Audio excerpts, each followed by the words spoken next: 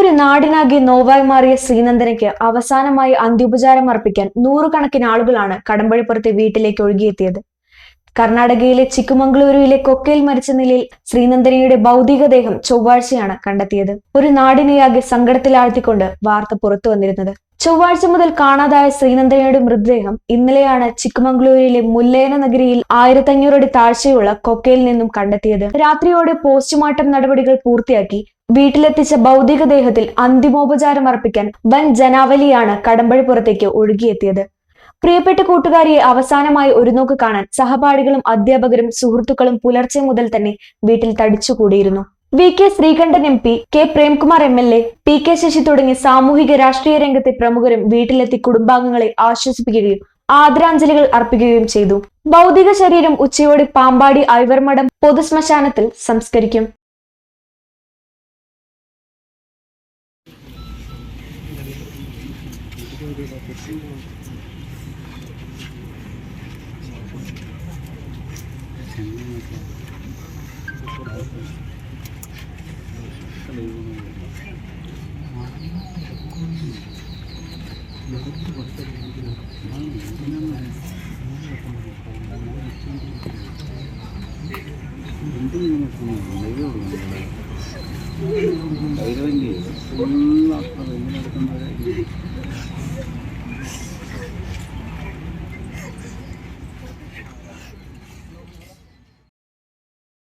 സന്തോഷങ്ങളും വിഷമങ്ങളും ജീവിതത്തിന്റെ ഒരു ഭാഗമാണ്.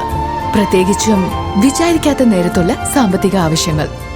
ഇനി നിങ്ങളുടെ എല്ലാ സാമ്പത്തിക ആവശ്യങ്ങൾക്കും ഒരു വഴിയുണ്ട്. UGS gold loan.